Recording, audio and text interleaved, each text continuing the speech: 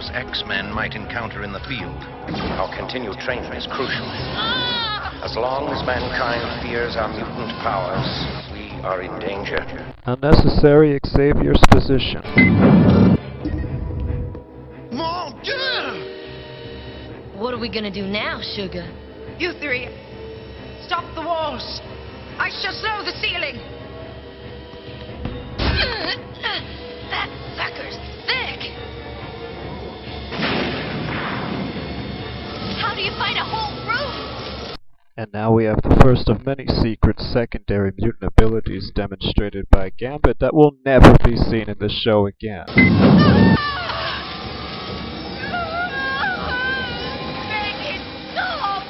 I'm assuming this is supposed to be Storm as a child, back when she had a red hair dye job and brown contact lenses. Storm! Are you okay? Xavier doesn't need to astrally project himself since he just talked to them through an intercom. He's just showing off. Wolverine, you're supposed to be resting. Even you can't heal this fast. Except when the plot requires it. Don't bet on it, Red. Sabretooth nearly killed you. Someday I'll learn not to let my guard down. Oh no! Jean. I've gotta go. Cyclops is waiting for me. So am I.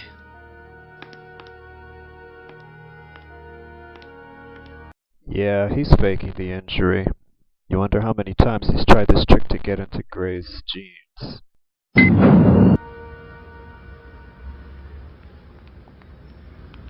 Ground control to Cyclops. Huh? What'd you say? Yeah, you know, whatever, man. Okay?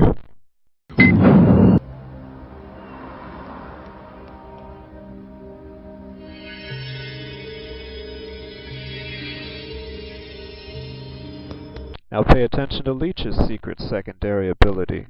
Unless levitation is a trick he picked up at mutant wizarding school, it's such a useful trick he'll never be seen using it again. Take a good look at this angry mob. Now see them again here. Yeah, not quite the same group of mobsters, is it? Perhaps before going down to the subway they did the mutant hater version of the NHL line change. I don't think so, buddy. Never understood why Cyclops' optic blast, which can wreck a giant sentinel robot, only propels living targets forwards. And don't give me any of that precision shit. The only settings for power like his should be large hole in the chest or slightly smaller hole in the chest. I can't control these things. Sleep. I need to sleep. Must sleep. I need to sleep. Must sleep. Further proof of the limits of supervillain genius, Anna Lee here is clearly the most powerful Morlock, and yet she will never be recruited by the likes of Magneto or Sinister. Apocalypse would rather employ her Morlock friend Plague simply to fulfill his Four Horsemen motif. Now, biological warfare is lethal in the hands of a supervillain, but mind control is even better. Just look at Kilgrave for a recent example.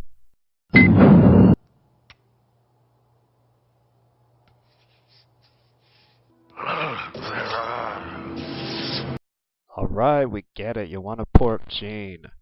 Jesus Christ. Thanks for trying to help me up there. Who are you? My glasses. What happened to my power? You helped Leech. Leech helped you. You see better now, for a while. I want you to pay close attention to this scene here because it will be important later on. Call it a delayed sin. We Morlocks are outcasts, mutants too deformed and unsightly to pass for human on the surface world. Unlike you, we have no choice but to dwell here, away from those who fear us. Take the eye patch away and Callisto looks reasonably normal, as do several other Morlocks. With the eye patch, you might just come across as a pirate cosplay enthusiast. When I saw your bravery and leadership, I knew it was my destiny to have one such as you to rule beside me. Funny, I don't remember anyone filming that fight. Callisto's mutant power must be conjuring up non-existent camera footage out of thin air. To serve my people, I need a companion. Someone to provide me an heir. Morlock leader condemning humanity for shunning their ugliness now wants to enforce selective breeding based on physical attractiveness.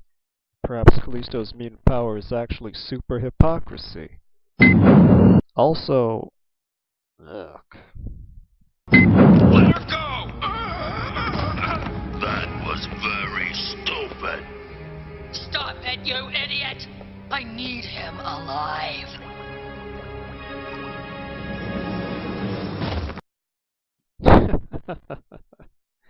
Yeah, I won't throw you into the wall anymore. I'll just slam you into the ground. That's much gentler.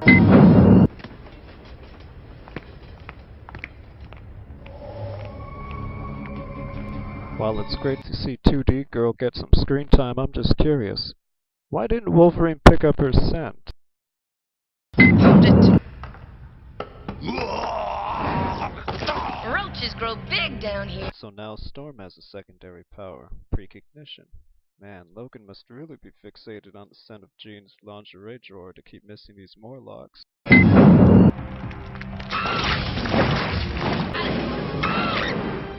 Not quite a Wilhelm scream, but awkward nonetheless.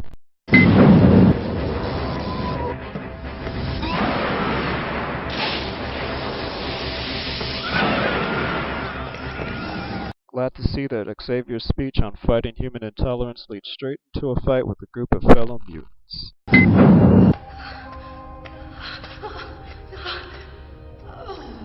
Help her! She's not gonna make it! Let her ask. Wow. Logan's raging hard-on really makes him a heartless bastard.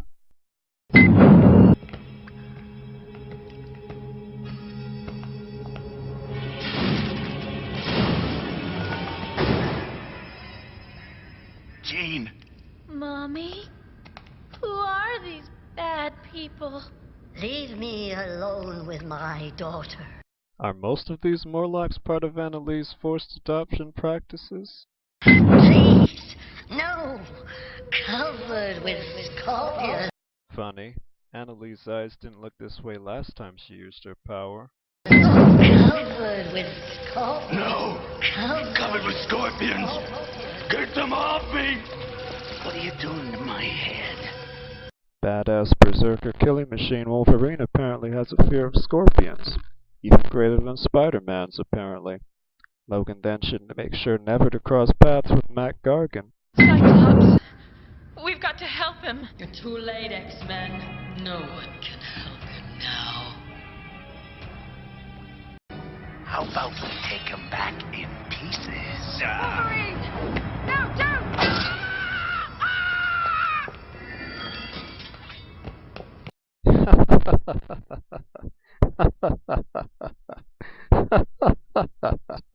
Okay, that's worth removing a sin.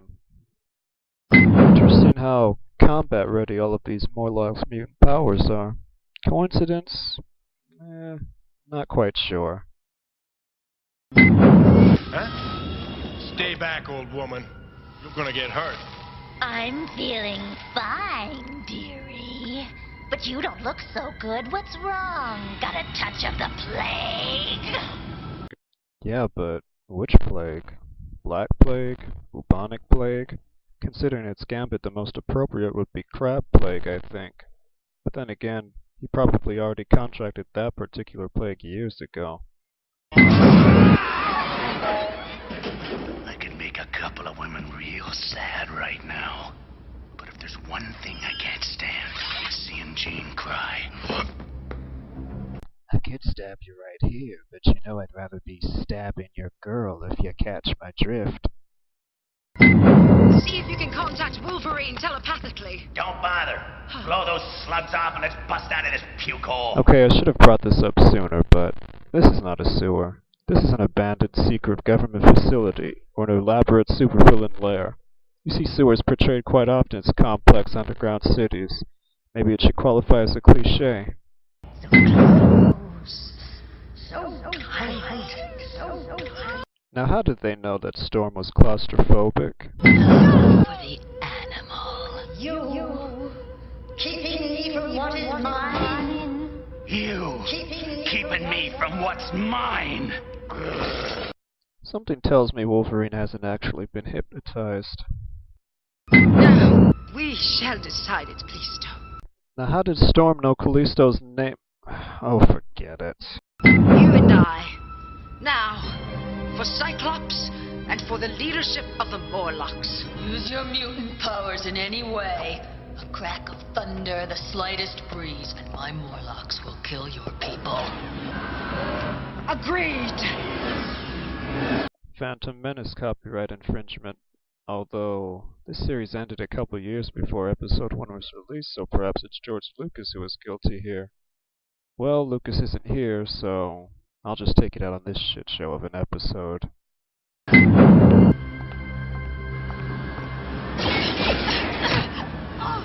You're slow, Storm. Surface life make you soft? Yeah, 'cause in case you didn't know, I'm from New York, so forget about it, capiche? Okay, now I'm confused by this fight sequence. First they look like lightsabers, but they couldn't be lightsabers because they're holding the lighted part, so then they're just staffs. But if they're just fighting with staffs, how are they supposed to incapacitate the other? Oh, the hell with this shit. Were they even trying to make any sense creating this episode? Callisto. But you shall not die. Killing is not the X-Men's way. I shall return to you. Till then, Callisto will rule in my place.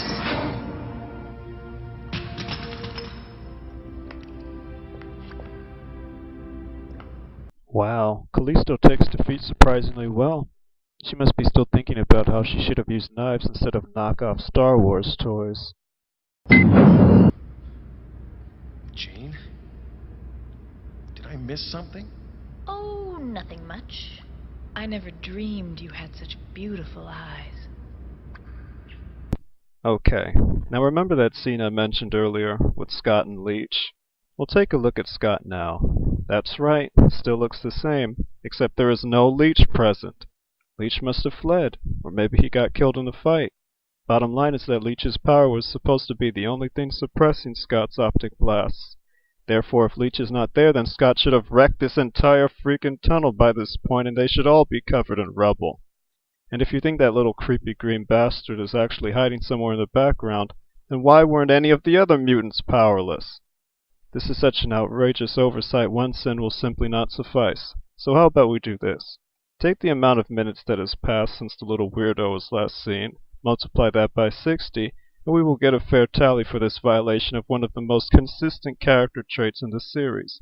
What's next? Are we going to see Xavier jogging through Central Park, or Rogue partake in fully oiled Greco-Roman wrestling? Don't get any ideas, you perverts. Wolverine. Jean and I wanted to thank you for... He's gone! Oh no, where could he have gone? If only we had some kind of tracking device, designed for finding mutants. All over the world. Oh well, better just get the phone and call missing persons.